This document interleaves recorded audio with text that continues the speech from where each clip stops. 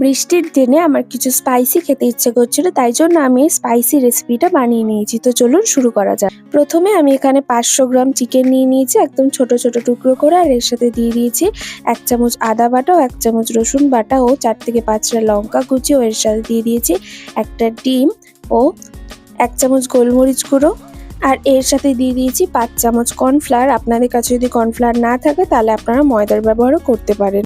আর এর সাথে দিয়ে দেবো পরিমাণ মতো লবণ, আর এর সাথে দিয়ে দিয়েছি আমি 2 চামচ সয়া সস। এরপর সব কিছু খুব ভালো করে আমি মেখে নিচ্ছি। খুব ভালো করে মেখে নিতে হবে। মাখা হয়ে গেলে এক সাইডে রেখে দেবো।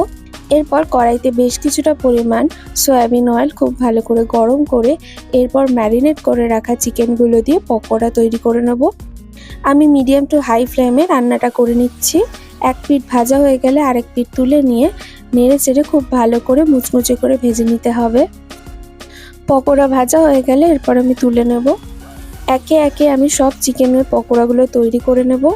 এরপর ওই তেলের মধ্যে দিয়ে দিচ্ছি 1 চামচ আদা বাটা, 1 চামচ রসুন বাটা ও লঙ্কা কুচি। আমি এখানে 7-8টা লঙ্কা এরকম কুচি করে দিয়ে দিয়েছি। আপনারা আপনাদের পরিমাণ মতো ঝালের পরিমাণটা কমিয়ে বা বাড়িয়ে নিতে পারেন। এরপর দিয়ে দিচ্ছি পেঁয়াজ আর ক্যাপসিকাম। আমি এখানে দুটো মিডিয়াম সাইজের পেঁয়াজকে এরকমভাবে টুকরো করে তারপর খুলে নিয়েছি, আর এর সাথে দিয়ে দিয়েছি একটা বড় সাইজের ক্যাপসিকামগুলোকে আমি এরকম চৌকো শেপের কেটে নিয়েছি। হালকা নাড়াচাড়া করে ঢেকে আমি সেদ্ধ করে নেব। এরপর দিয়ে দেবো পরিমাণ মতো লবণ, আর দিয়ে দিচ্ছি আমি এখানে 2 চামচ মতো সয়া সস ও 1 চামচ ভিনিগার, 2 থেকে 3 চামচ টমেটো কেচাপ দিয়ে দেবো। এরপর সবকিছু নেড়ে চেড়ে খুব ভালো করে মিশিয়ে নেব। এই পর্যায়ে কিন্তু গ্যাসের ফ্লেমটা লো রেখে রান্নাটা করবেন। এরপর দিয়ে দিচ্ছি আমি এখানে জল, সামান্য জল দিয়ে নেড়েচেড়ে খুব ভালো করে আমি কষিয়ে নেব। আর এর সাথে দিয়ে দিয়েছি 1 চামচ মতো গোলমরিচ গুঁড়ো, আর এখানে আমি 2 চামচ কর্নফ্লাওয়ার জলে গুলিয়ে দিয়ে দেব যাতে গ্রেভিটা একটু থিক হয়।